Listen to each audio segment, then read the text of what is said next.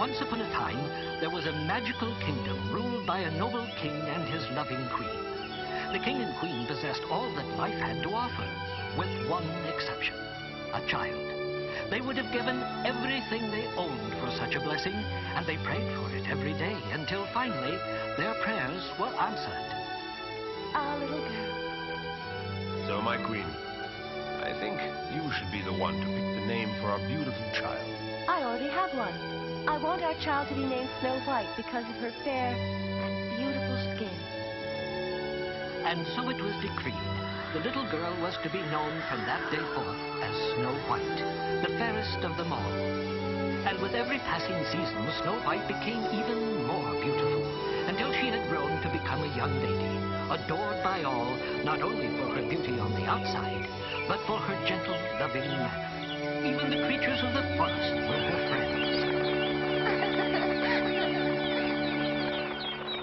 Then one day, a terrible tragedy struck, destroying Snow White's world.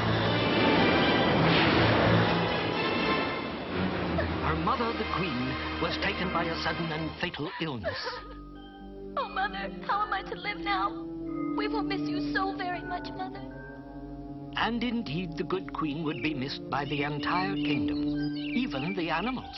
But time passed and the king remarried. Now Snow White had a stepmother, Esmeralda, a scheming and jealous woman who could not tolerate the thought of anything or anyone getting more attention or being considered more beautiful than herself. One rumor in the kingdom even held that Esmeralda was a witch. Tell me now, mirror on the wall, who's the fairest one of all? Well, now, Queenie, I can't lie. When you hear this, you'll want to die. But Snow White has a fairy face. She's number one around this place. Well, then we'll just have to get rid of Miss Snow White. You are to take the young girl Snow White far out into the deepest regions of the forest, and you are to make certain she never returns. Do I make myself clear? And so the hunter led poor Snow White deep into the forest. But he could not find it in his heart to carry out the queen's order. Your stepmother not only ordered me to bring you here, Snow White, but to take your life as well. But I cannot. Thank you. I'm sorry, but you must never return, for the queen would have your head, and mine as well. And now Snow White was all alone in the big forest. Alone and afraid, for never in her life had she been this far from home. Now what am I to do? I've nowhere to go, and I don't know anyone here in the forest. Oh, a little house. Somebody must be living there, but they would have to be very small. I'll just see if anyone's home. Hello? Is anyone in there? Oh, so cute, like a doll's house. My. Oh, and there are 7 tiny beds.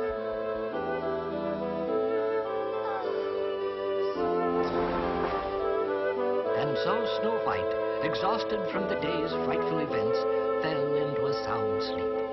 Meanwhile, the occupants of the house, 7 dwarves named Grumpy, Sleepy, Dopey, Happy, Doc, Sneezy, and Bashful, were all returning from a hard day's work at the mine.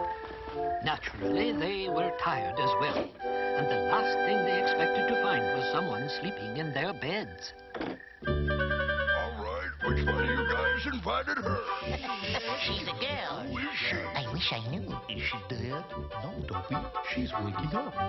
Oh, these beds must belong to you. Please forgive me for sleeping in them. I was lost in the forest and all by myself without any place to rest. But who are you? You are in the company of the 7 dwarfs. On behalf of all of us, you are most welcome here. Thank you very much for your hospitality. But who are you, and how did you get here? My name is Snow White, and after my mother died, my stepmother had me taken into the forest by this hunter with instructions to kill me to make certain I would never return. Killing people's not very nice.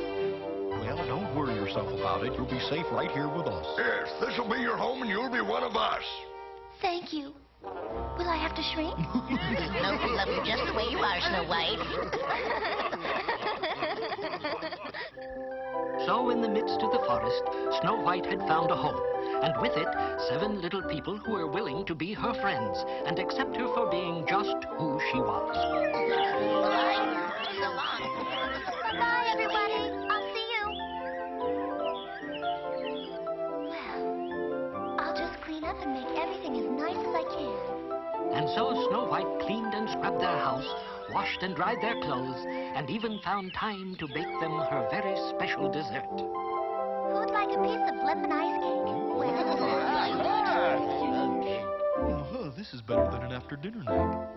While back at the castle, Snow White's wicked stepmother was anxious to confirm that she was, once again, the fairest in the land. Mirror, mirror on the wall. Now, suppose you tell who's the fairest one of all.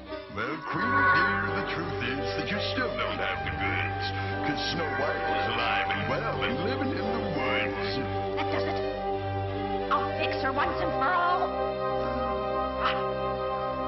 And so the wicked Queen Esmeralda went down into her secret room in the basement of the castle and began to prepare the most deadly, poisonous brew she could possibly concoct.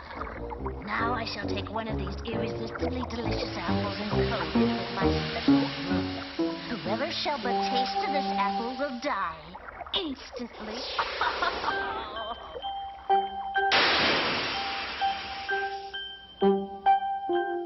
Now I ask you, could Snow White turn down a treat as enticing as this? Certainly not. Now transformed into the wicked witch she truly was, Esmeralda visited her stepdaughter at the cottage of the 7 dwarfs. Yes? What is it? Been meaning to pay you a visit. I'm a neighbor of yours and thought you might enjoy one of my apples, dear. Oh, my favorite treat in the whole wide world. A big, beautiful apple. Mmm.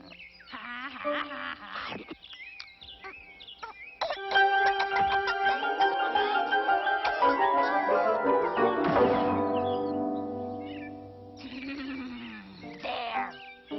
Fee-fi-fo-fum, fee-fi-fo-fum, fee-fi. She'll die. Now I'm finally rid of her. Oh, yeah.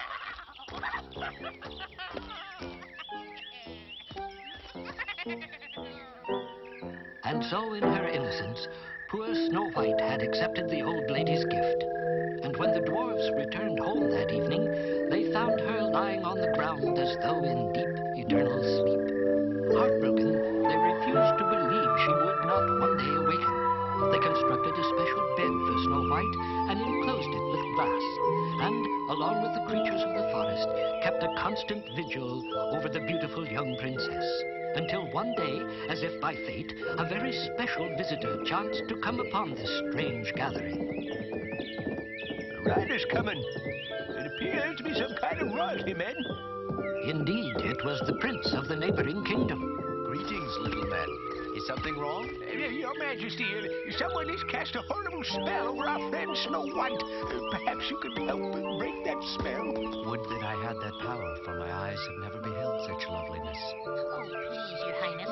Perhaps if you were to speak to her, she might respond. Would you try?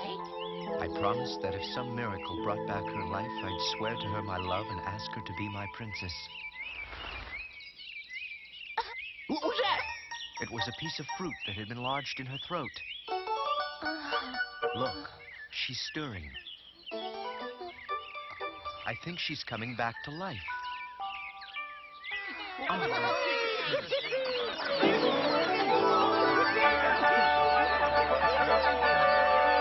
As you slept, I swore my love to you and would now ask if you will take my hand in marriage. My queen. Bye-bye. To all of you, and thank you for everything. I shall never forget your kindness. I promise to visit you often. Take care. And so the handsome young prince returned to his castle with Snow White, his bride-to-be, and there, once more, vowed his love to the beautiful princess. Meanwhile, back at the castle of the evil Queen Esmeralda...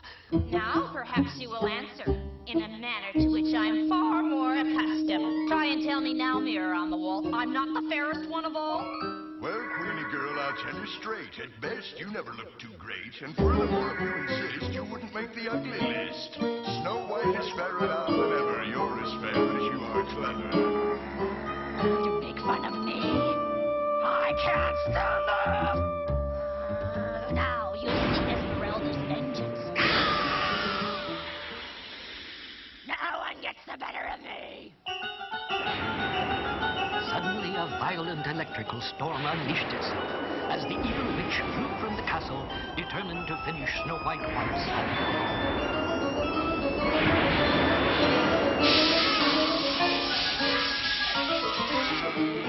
But instead, the storm put an end to Esmeralda.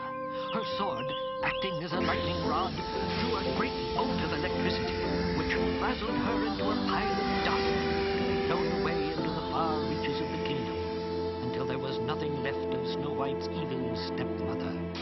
The news of the witch's death soon spread to the neighboring kingdom.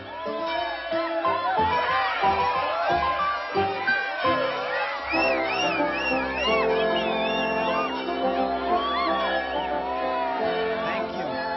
The very next day, the handsome prince and the beautiful Snow White became man and wife. The entire kingdom rejoiced with them in their happiness. Soon after, the prince was crowned king, and Snow White his queen. And the two of them lived happily ever after.